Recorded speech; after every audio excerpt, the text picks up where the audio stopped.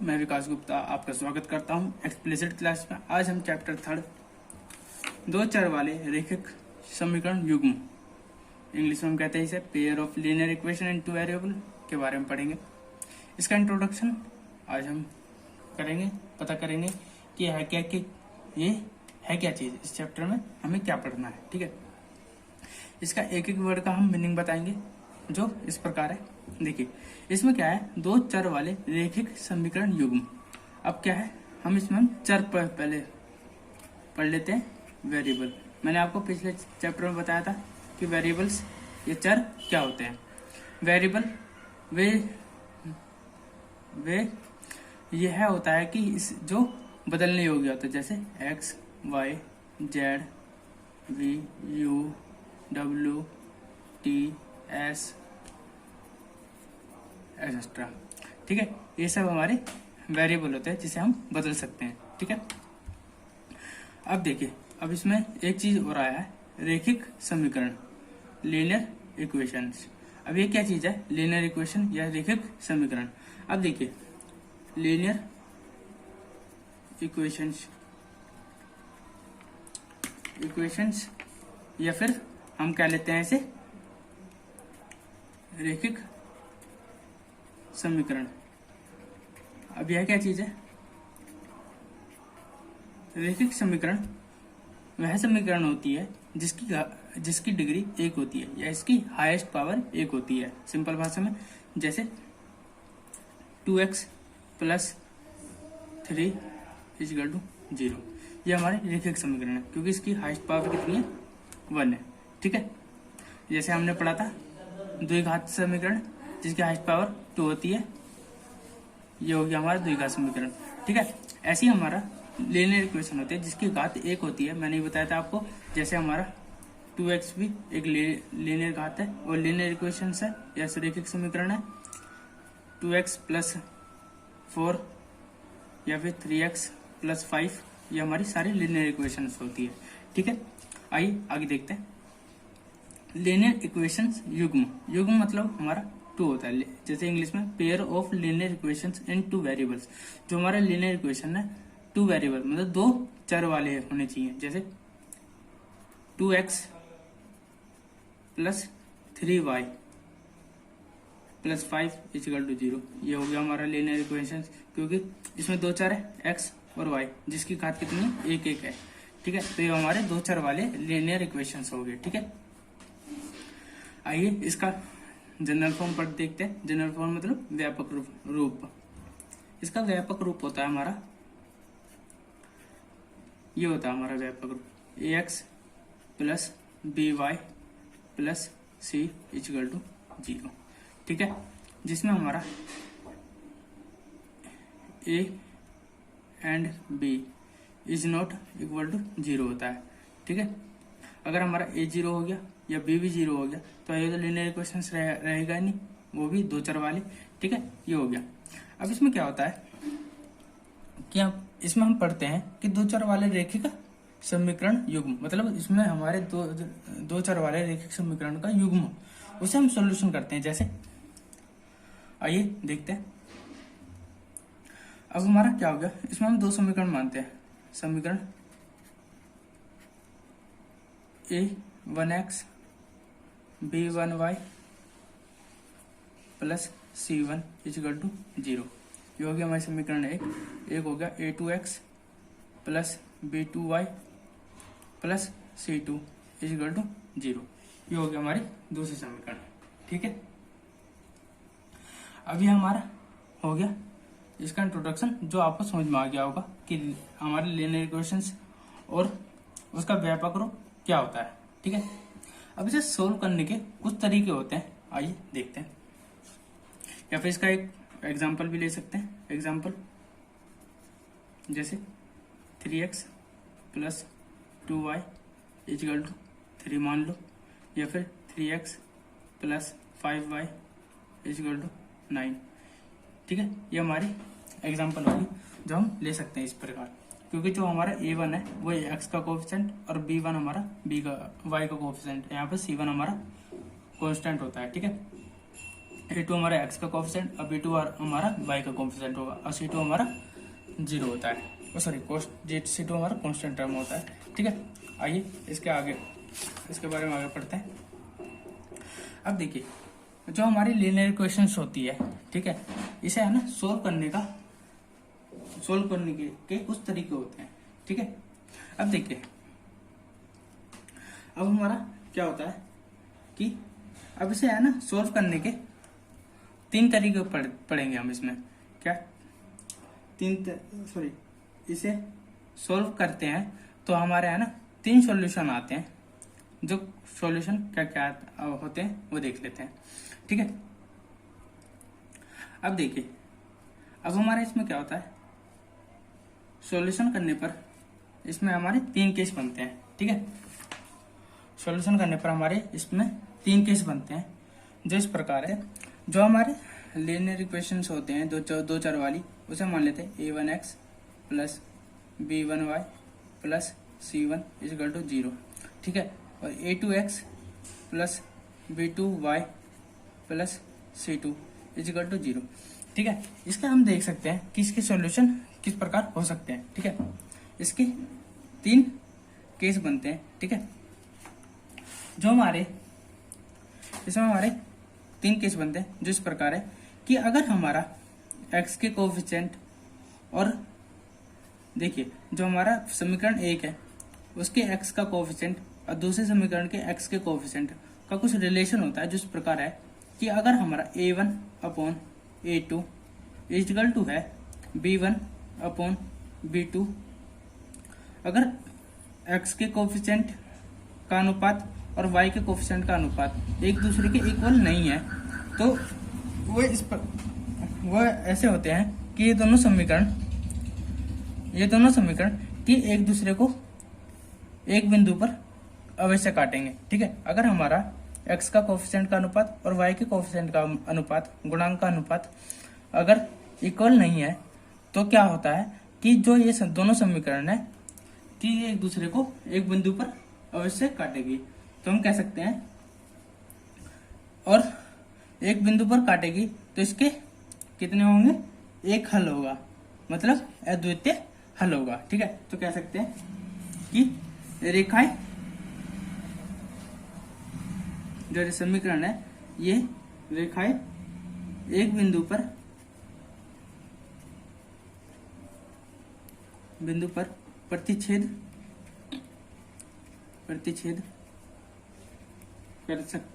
करती है। इस स्थिति में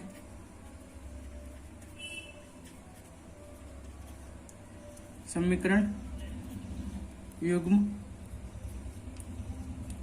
का एक हल होगा, या फिर हम कह सकते हैं या इसे कह सकते हैं अद्वितीय हल होगा। ठीक है, ये हो गया। या फिर इसे मैं एग्जाम्पल से समझा सकता हूं। मैं एग्जाम्पल क्या है हमारा कि हम मान लेते हैं 2x plus 4y plus 3 equal to 0। ठीक है, इसे ले लेते हैं 8x plus 16y plus 9 equal to 0। ठीक है, अब देखिए, अब इसमें क्या होगा कि इसके अनुसार, इसे ले लेते हैं 5y। ठीक है, इसके अनुसार हमारा अगर ये अनुपात एक दूसरे के इक्वल नहीं है तो क्या होगा, एक दूसरे पर प्रतिच्छेद करेगा और इसका एक समीकरण, एक हल होगा। ठीक है, कैसे कि a1 कितना हो गया हमारा 2। ठीक है, a2 कितना हो गया 8 इक्वल टू 5, b1 कितना हमारा 5 और b2 कितना 16। देखिए 2 1 2 2 4 8, तो क्या होगा इससे 1/4 इक्वल टू 5/16। इसका कोई काट नहीं सकते। ठीक है, क्योंकि ये किसका गुणज नहीं है, तो ये हमारा इसका अनुपात क्या होगा, एक दूसरे के इक्वल नहीं होगा। इस केस में हमारा क्या होगा, जो इसका हल होगा अद्वितीय हल होगा। ठीक है, आइए दूसरा केस देखते हैं। दूसरा केस क्या कहता है कि अगर हमारा x के अनुपात और y के अनुपात, y का अनुपात और कांस्टेंट टर्म का अनुपात इक्वल है, ये तीनों एक दूसरे के इक्वल है, तो इस स्थिति में क्या होगा, इस स्थिति में क्या होगा कि जो हमारा पहला समीकरण की रेखाएं है वह भी दूसरे समीकरण की रेखाएं एक दूसरे पर होगी। अगर एक दूसरे पर होगी तो वह हर एक बिंदु पर काटेगी, ठीक है। तो इसके अनेकों बहुत सारे हल होंगे, अनेकों हल होंगे, ठीक है। तो इस स्थिति में हम कह सकते हैं इसके इन्फिनिटी वो होंगे सॉल्यूशन, ठीक है। तो क्या कह लिख सकते हैं कि रेखाएं संपाती हो सकती है, संपाती हो सकती है। इस स्थिति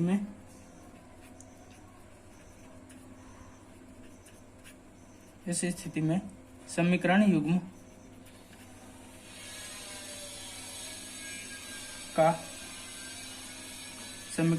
के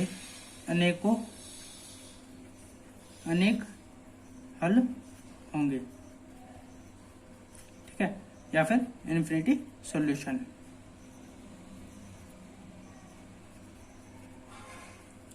यहाँ पर हम एक हल को क्या लिख सकते हैं, इसमें यूनिक सॉल्यूशन, यूनिक मतलब इसका एक सॉल्यूशन होगा, इंग्लिश में यूनिक सॉल्यूशन, और इसमें इसे इंग्लिश में इन्फिनिटी सॉल्यूशन कह सकते हैं, ठीक है। आइए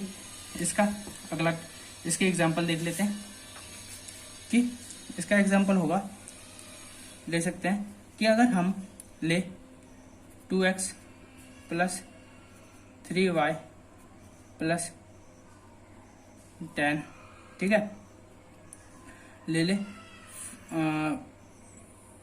4x + 9y + 20 = 0, ये हो गया हमारा समीकरण 1, ये हो गया हमारा समीकरण 2, ठीक है।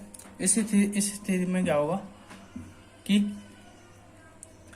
अब देखिए इसमें हमारा क्या होगा, a1 कितना है हमारा 2 और a2 4, इसमें b1 कितना है 3 और b2 9, और यहाँ पे c1 कितना है 10 और c2 कितना है 20, तो क्या होगा 2 1 2 2 2 4 3 1 3 3 3 9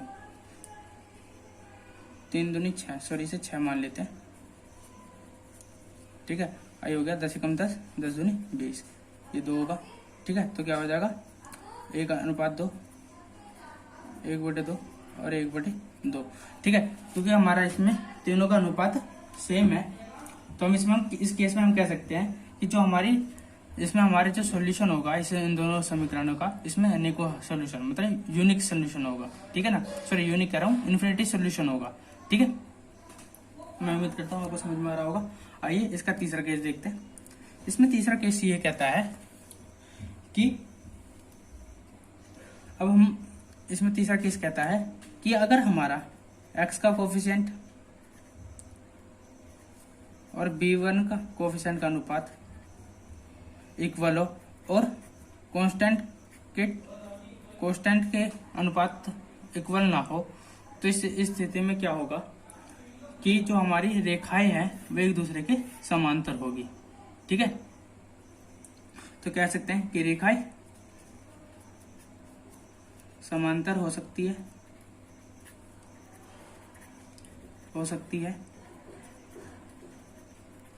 इस स्थिति में समीकरण युग्म का कोई हल नहीं होता,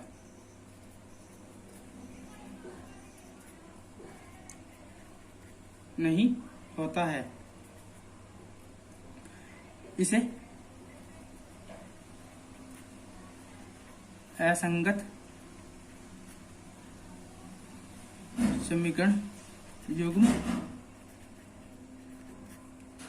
भी कहते हैं, ठीक है, जिसका कोई हल नहीं होता। अब कैसे, अब देखिए मैंने क्या बताया था कि जो भी दो रेखाएं किसी पर कहीं अगर एक दूसरे को प्रतिच्छेद करनी चाहिए, काटनी चाहिए, इसलिए उसका एक सॉल्यूशन हो सकता है।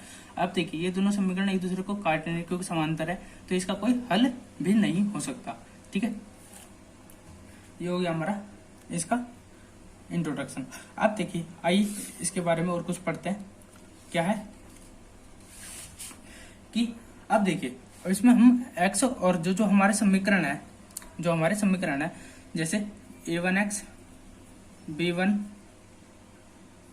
y plus c1 equal to 0, a2x plus b2 y plus c2 equal to 0। अब ये दो समीकरण है, इससे हम क्या किया ना, इससे हम x और y के मान कैसे निकाल सकते हैं। ठीक है, इसमें हम दो तरीके से तीन तरीके से x और y के मान निकाल सकते हैं। किस प्रकार कि एक तो हमारा होता है प्रतिस्थापन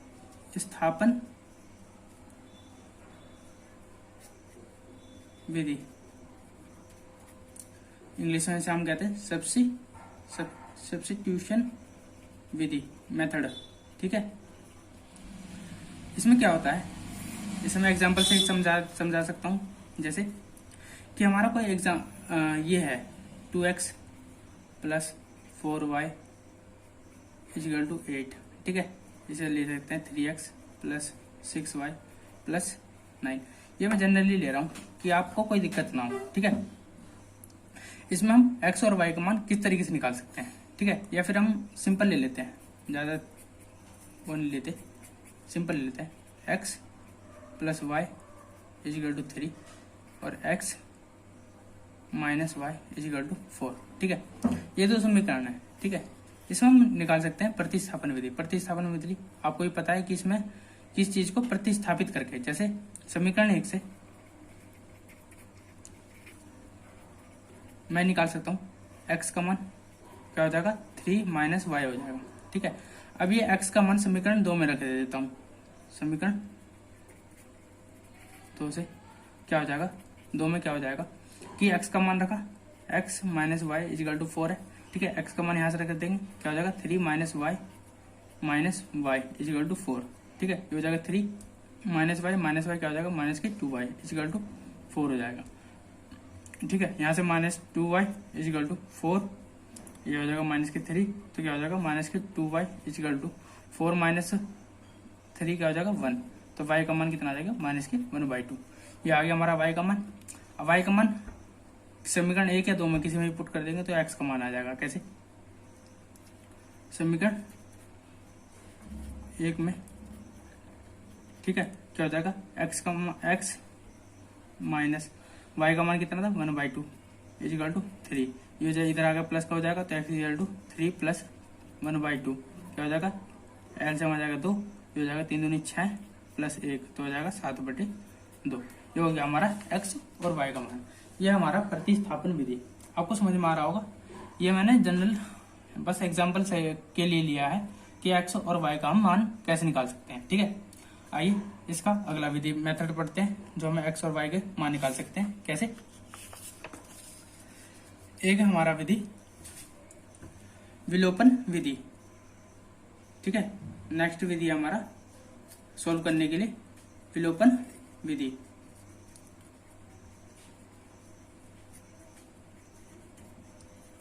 एलिमिनेशन मेथड।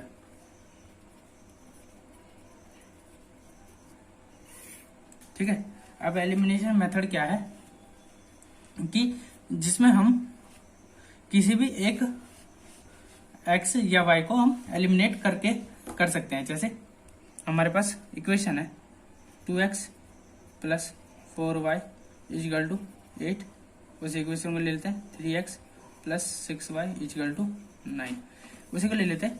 ठीक है, अब देखिए इसमें क्या है कि हम इसमें प्रतिस्थापन विधि एलिमिनेशन विधि मेथड द्वारा इसमें क्या होता है कि हम या फिर तो x को एलिमिनेट कर दें या फिर हम y को एलिमिनेट कर दें। अब कैसे किस प्रकार कर सकते हैं कि हम x के गुणांकों को इक्वल कर लें या फिर y के गुणांकों को इक्वल कर लें। कैसे करेंगे, ये हो गया हमने मान लिया समीकरण 1, ये हो गया हमारा समीकरण 2। इसमें इक्वल कैसे करेंगे, तो हम इसमें x को इक्वल कर लेते हैं। कैसे कि अगर मैं इसमें 3 से गुणा कर दूं और समीकरण 2 में 2 से, कैसे कि अगर मैं 3 से गुणा करूंगा तो क्या हो जाएगा कि 3 दूनी 6x प्लस 3 चौक 12y और 3 अट्ठे 24, सब में करूँ गुणा करेंगे और ये हो जाएगा 2 से, 2 तिया 6x और 2 छिक सॉरी इसे ले लेते 7, ठीक है, 2 सत्ते 14y इजिकल टू 2 निम 18, ठीक है, ये हो गया। अब इसमें देखिए हमारे x के कोफिशिएंट इक्वल हो गए, ये भी 6x हो गया, ये भी 6x, ये y के अलग अलग हैं, तो हम x वाले टर्म को एलिमिनेट कर देंगे कैसे कि इसे माइनस कर देंगे, ठीक है, जब माइनस कर देंगे तो ये कैंसिल हो जाएगा, ये हो जाएगा 12 में से माइनस के 14y गया तो कितना हो जाएगा माइनस के 2y इजिकल टू 24 में से 18 गया 6 बचेगा, तो हो जाएगा 2 तिया 6, तो y इजिकल टू कितना आ जाएगा माइनस के 3, ठीक है, यहाँ से हम एलिमिनेट करके कर दिया। अब y का मान समीकरण 1 या 2 में रख लीजिए, ठीक है, तो हम 1 में रख के देख लेते हैं तो क्या हो जाएगा 2x plus 4y is equal to 8 था, ठीक है, तो रख लेंगे 2x प्लस 4 इंटू माइनस के 3 इजिकल टू 8, हो जाएगा 2x 4 दिया 12 इजिकल टू 8, तो 2x ये हो जाएगा 12 इधर आकर प्लस हो जाएगा 8 प्लस 12 इजिकल टू हो जाएगा 20, तो x इजिकल टू हो जाएगा 20/2, तो हो जाएगा 10, ठीक है, यहाँ से हमारा x का मान कितना आ गया 10 आ गया, ठीक है, यहाँ से हमने x और y के मान भी निकाल लिए, ठीक है, ये हो गया हमारा एलिमिनेशन मेथड। आइए एक और मेथड देख लेते हैं, ये हमारा कुछ अलग मेथड है जिस पर इसे हम कहते हैं वर्ज गुणन विधि, क्या कहते हैं, अगला विधि मेथड है वज्र गुणन विधि, ठीक है। अब ये मेथड क्या कहता है कि इसमें हम x और y के मान निकालते हैं इस प्रकार कि देखिए कोई हमने मान लिया, जैसे अब नॉर्मली मान लेते हैं a1x b1y plus c1 equal to 0, ये हो गया a2x plus b2y plus c2 equal to 0, ठीक है, ये हो गया। तो इसमें हम x y का मान किस प्रकार निकालते हैं, जैसे इसमें निकाल लेते हैं, एक फॉर्मूला है हमारा यहाँ पे y इजिकल टू 1/, ठीक है, ये हमारा ऐसे निकलता है, ठीक है। अब इसमें क्या करता है कि इसमें हम x वाले टर्म को छुपा लेते हैं, जब हमने x वाले टर्म को छुपाया तो क्या हो जाएगा b1 गुणा c2, ठीक है, b1 गुणा c2, तो हो जाएगा b1 गुणा में c2 minus b2 into c1, ठीक है। अब y वाले टर्म की बारी, y वाले टर्म को छुपा लेंगे, जब हमने y वाले टर्म को छुपाया तो क्या हो जाएगा, क्या बचेगा हमारा a1 into c2 a1 c2 minus a2 into c1, ठीक है। अब 1 कांस्टेंट टर्म की बारी, कांस्टेंट टर्म को छुपा लेंगे तो क्या हो जाएगा a1 into b2 minus a2 into में b1, ठीक है, ये हो गया हमारा कांस्टेंट टर्म में, ठीक है। इससे एग्जांपल देख लेते हैं कि x और y का मान कैसे निकाल सकते हैं, जैसे वही मान ले लेते हैं 2x प्लस 4y प्लस 8, ठीक है, इसे हम ऐसे ले लेते हैं, प्लस में ले लेते हैं, ठीक है, इजिकल टू 0, ये हो जाएगा 3x plus 5y minus 9 is equal to 0, ठीक है। तो इसे सॉल्व किस प्रकार करेंगे, आइए देखते हैं।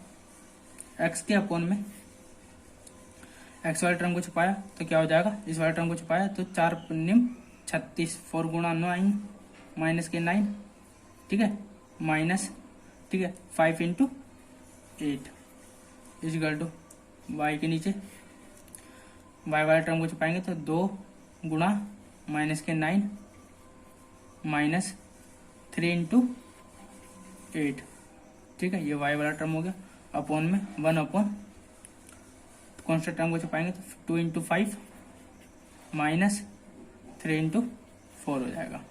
तो सॉल्व कर लेते हैं, x अपॉन 4 36 माइनस 8 पंजे 40 इजिकल टू वाई अपन 2 न्यू 18 माइनस 3 अट्ठे 24 इजिकल टू 1 अपन 2 पंजे 10 माइनस 3 चौक 12। ठीक है, क्या हो जाएगा यहाँ से हमारा x अपोन में माइनस के 36 माइनस के 40 कितना हो जाएगा माइनस के 76 इजिकल टू वाई अपोन 18 और 24 8 4 12 और 2 3 1 4 माइनस के 42 इजिकल टू हो जाएगा माइनस के 1/2। ठीक है, x और y का मान किस प्रकार निकालेंगे देखते हैं। इसमें हम क्या करते हैं कि इसे मान लेते हैं फर्स्ट, ऐसे सेकंड, ऐसे थर्ड को। फर्स्ट और थर्ड को एक साथ लेते हैं जो इस प्रकार आता है। फर्स्ट और थर्ड को लेने पर क्या हो जाएगा कि x अपॉन माइनस के 76 इजिकल टू माइनस के 1/2। ठीक है, क्या हो जाएगा ये 76 इधर आ जाएगा तो क्या हो जाएगा x इजिकल टू माइनस के 76 गुणा में माइनस के 1/2 तो हो जाएगा 2 3 से 6 2 8 से 16 तो क्या हो जाएगा माइनस माइनस प्लस हो जाएगा तो x इजिकल टू आ जाएगा 38। ठीक है, ऐसे हम y का मान निकाल लेंगे सेकंड और थर्ड लेने पर। क्या हो जाएगा y अपॉन में माइनस के 42 इजिकल टू माइनस के 1/2 तो हो जाएगा y इजिकल टू माइनस के 42 इंटू माइनस के 1/2 2 2 जा 4 और 2 1 जा 2 तो हो जाएगा माइनस माइनस प्लस ये हो जाएगा y इजिकल टू 21। ये x और y के मान हमने निकाल लिए। ठीक है, ये हमारे इसका इंट्रोडक्शन पूर्ण इंट्रोडक्शन था जो आपने समझ लिया होगा। ठीक है, अगर आपको यह वीडियो समझ में आया हो तो आप इसे लाइक कमेंट शेयर सब्सक्राइब जरूर करें। ठीक है, इसके आगे बाद अगले सेशन में हम इसका एक्सरसाइज 3.1 स्टार्ट करेंगे। ठीक है, धन्यवाद।